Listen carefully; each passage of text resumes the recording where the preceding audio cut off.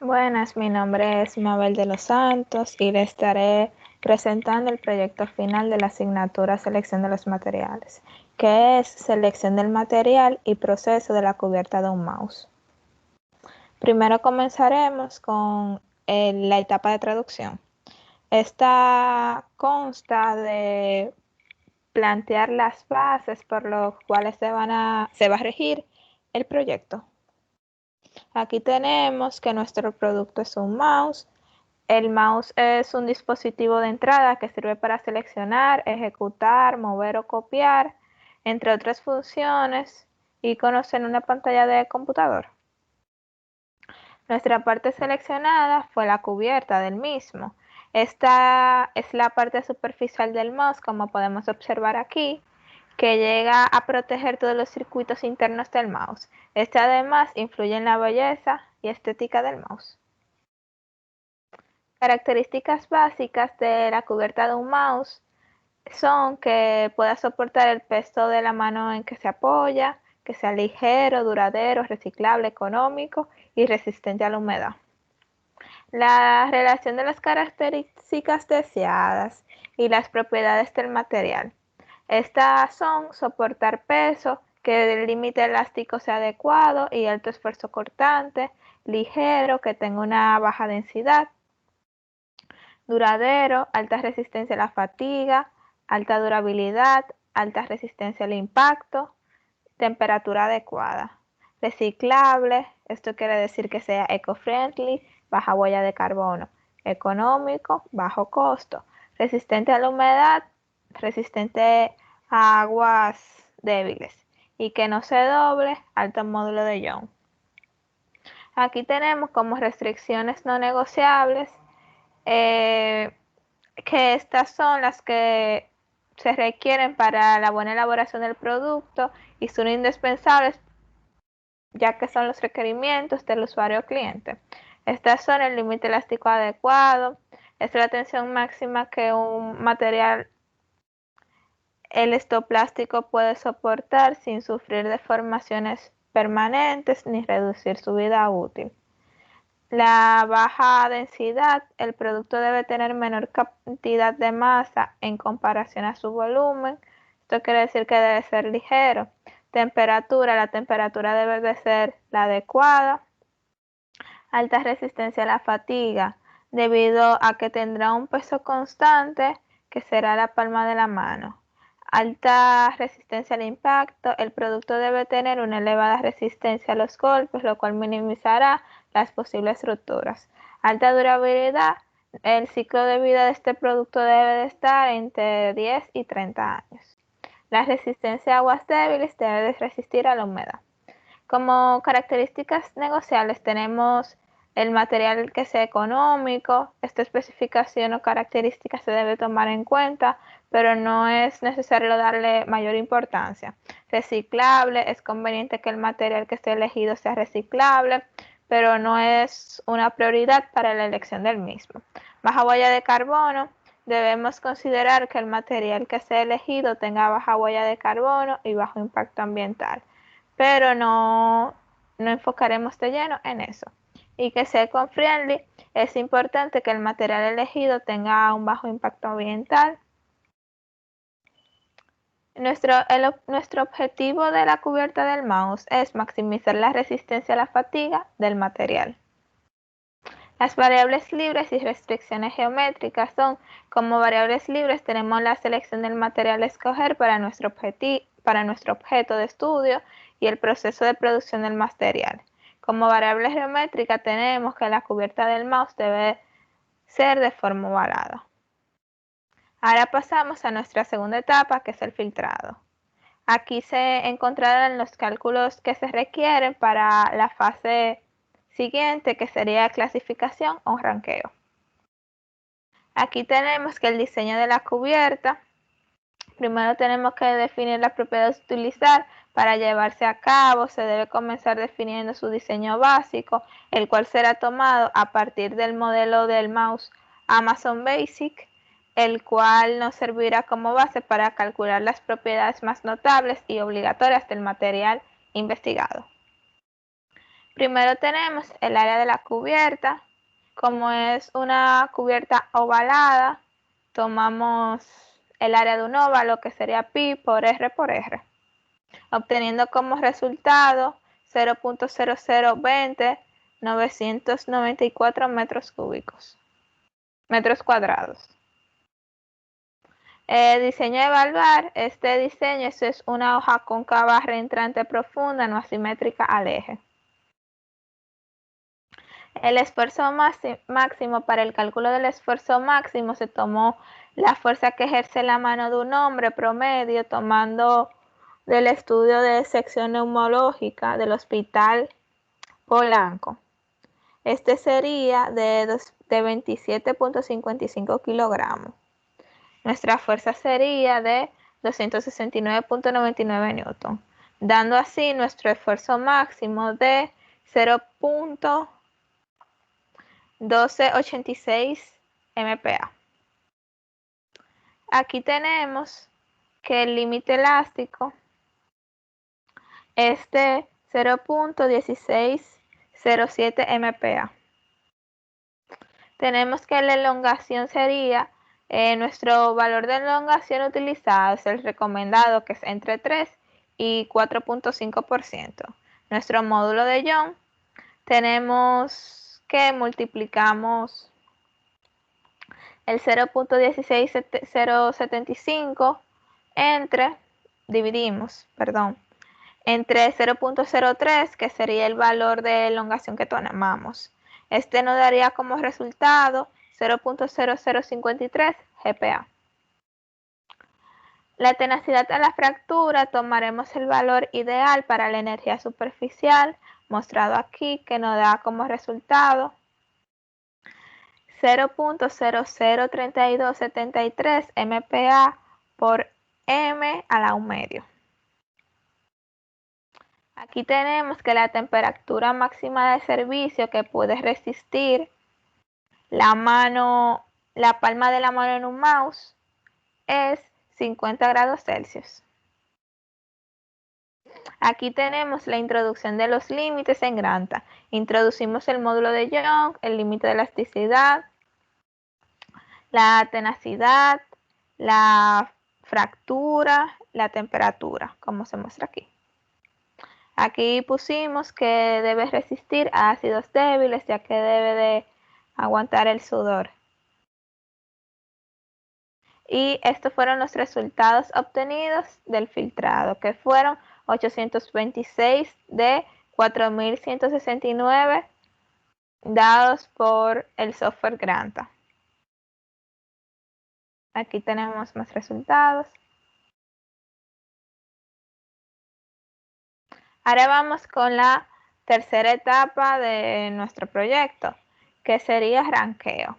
Aquí se muestran los datos ya puestos en el software para que esto no haga una relación a través de gráficas y ver los materiales que nos da para luego filtrarlos seleccionando uno de ellos. Aquí tenemos el tree strange de la parte seleccionada, que es básicamente un recordatorio de lo que se hizo en filtrado. Aquí tenemos, valga la redundancia, el recordatorio de cuando se introdujeron los datos, poniendo la limitación de que tiene que ser con esta forma. La tabla de índices de ranqueo. Nuestro primer índice es el esfuerzo de fatiga entre densidad por precio, que su función es maximizar el esfuerzo de fatiga y minimizar el costo. Su nivel de importancia o grado es el 3. El esfuerzo de fatiga entre densidad, su función es maximizar el esfuerzo de la fatiga y minimizar la densidad. Tiene un nivel de importancia de grado 2. Y el esfuerzo de fatiga entre huella de carbono por densidad, su función es maximizar el esfuerzo de fatiga y minimizar la huella de carbono. Eso tiene un grado de importancia de 1. Aquí tenemos nuestra primera gráfica. Podemos ver los materiales que nos arrojó el software. Aquí lo tenemos de mayor a menor. Esta es la gráfica de esfuerzo de la fatiga entre densidad por precio. Aquí tenemos la gráfica de esfuerzo de la fatiga entre densidad. Aquí vemos algunos materiales arrojados por el software.